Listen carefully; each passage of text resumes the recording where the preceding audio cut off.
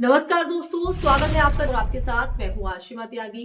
दोस्तों, कल्पना कीजिए एक ऐसे देश की जहां नागरिकता का फैसला संविधान, कानून, दस्तावेज या अदालत नहीं बल्कि एक पुलिस अफसर का मोबाइल फोन करता हो। जहां किसी इंसान की पीठ पर मोबाइल चिपका दिया जाए और ऐलान कर दिया जाए, मशीन बता रही है कि ये बांग्लादेशी है।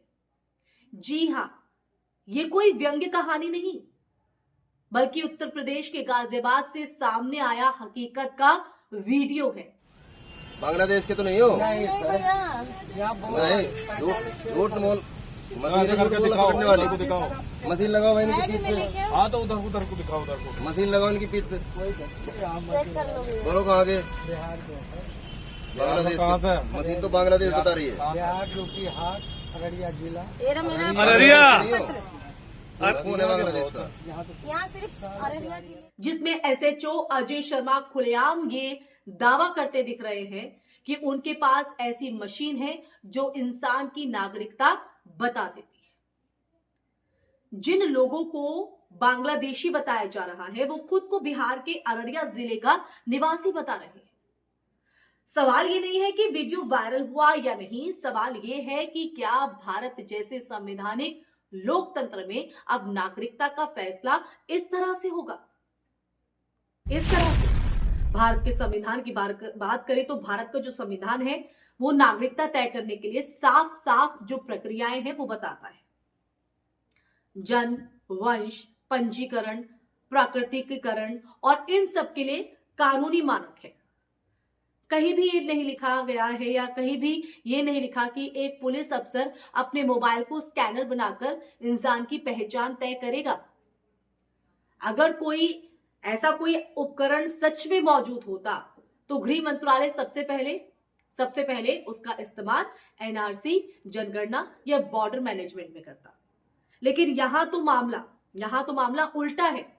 ना कोई वैध दस्तावेज की जांच, ना कोई औपचारिक प्रक्रिया, बस एक मोबाइल और एक आरोप।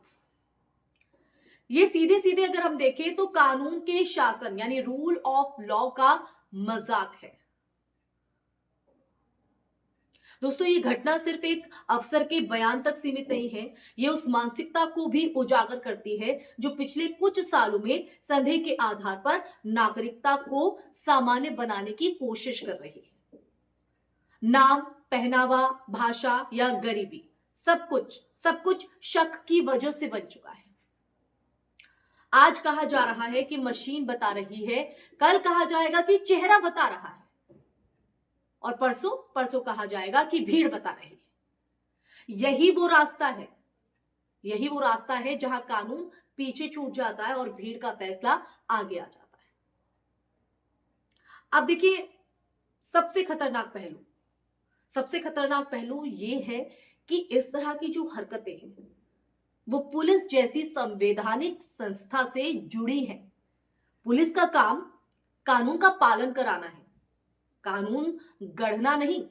अगर एसएचओ स्तर का अधिकारी इस तरह सार्वजनिक रूप से अवैज्ञानिक और असंवैधानिक दावे करता है तो यह सवाल उठता है कि जमीनी स्तर पर नागरिकों के अधिकार कितने सुरक्षित हैं। क्या किसी गरीब मजदूर के पास इतना संसाधन है कि वो थाने में अपने भारतीय होने का मुकाबला कर सके? और अगर नहीं तो क्या उसका भविष्य एक मोबाइल स्क्रीन तय करेगी? तो दोस्तों, ये भी हमें याद रखना जरूरी है कि ऐसे जो मामलों का सीधा असर है वो सामाजिक सौहार्द पर पड़ता है। एक अफवाह, एक वीडियो, एक आरोप और पूरा समुदाय शक के घेरे में आ जाता है। दोस्तों, इतिहास गवाह है कि नागरिकता को हथियार बनाकर समाज को बांटना आसान होता है, लेकिन इसके जो नतीजे वो हमेशा भयानक। आज जिन्हें घुसपैठिया कहा जा रहा है, कल किसी और की बारी हो सकती है जिसमें आप और हम भी आ सकते हैं। संविधान किसी एक समूह के लिए नहीं है बल्कि 140 करोड़ लोगों के लिए बना है। अब सवाल उठता है जवाबदेही। क्या इस बयान पर विभागीय जांच होगी? क्या पूछा जाएगा कि किस कानून के तहत मशीन इस्तेमाल की गई, या फिर इसे भी मजाक, जोश या गलत तरीके से पेश किए गए शब्द कहकर टाल दिया जाएगा?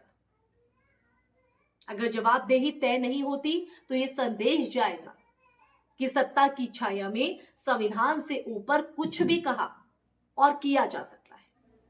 इसलिए दोस्तों मैंने कहा कि नतीजे जो है वो हमेशा भयावह होते हैं इस तरह के कदम के। घुसपैठिया किसी को भी कह दिया जाए और संविधान क्या किसी की बपौती है? एक समूह के लिए नहीं, 140 करोड़ लोगों के का संविधान है, तो सवाल उठेगा नहीं? और जवाबदेही और विभागीय जांच क्यों नहीं कराई जाती है? और जिस मशीन का जिक्र एसएचओ साहब कर रहे हैं वो कौन तय करेगा? और टाल मटोले हर बार की तरह आप एक्सेप्ट कर पाएंगे? लोग, आप लोग कर पाओगे? आप ही बताइए दोस्तों। इसे हल्के में नहीं लिया जा सकता है। इसलिए आज की इस चर्चा के आखिर में दोस्तों एक कड़वा सच कहीं ना कहीं ये चर्चा हमें दिखाती है, ये वीडियो दिखाता है जो मैंने आपको चर्चा के माध्यम से बताया। लोकतंत्र सिर्फ चुनाव से नहीं, समझ रहे हैं आप, सिर्फ चुनाव से नहीं बल्कि रोजमर्रा के प्रशासन से जिंदा रहता है। जब थाने में संविधान हारता है तो सड़क पर इंसान हारता है। आज जरूरत है कि नागरिकता जैसे गंभीर मुद्दे को तमाशा बनने से रोका जाए और यह साफ कहा जाए कि भारत में मशीनें नहीं, कानून नागरिकता तय करते हैं। वरना कल इतिहास हमसे फिर सवाल करेगा, पूछेगा, जब नागरिकता का मजाक उड़ाया जा रहा था तब आप कहां थे? तब आप चुप क्यों थे? ये सवाल हमसे होगा और शायद जवाब हमारे पास नहीं होगा। इसी के साथ इस चर्चा में फिलहाल के लिए बस इतना ही दोस्तों। ये चर्चा आपको कैसी लगी? ये चर्चा सुनने के बाद आपके मन में क्या सवाल है, क्या जवाब है, क्या विचार है, क्या भाव है? कमेंट सेक्शन में कमेंट करके जरूर बताइएगा दोस्तों। इस वीडियो को ज्यादा से ज्यादा शेयर कीजिएगा ताकि सच ज्यादा से ज्यादा लोगों तक पहुंच सके। इसी के साथ आप लोगों से इजाजत लेना चाहूंगी। तब तक के लिए अपना ख्याल रखिए। जय हिंद, जय भारत, नमस्कार।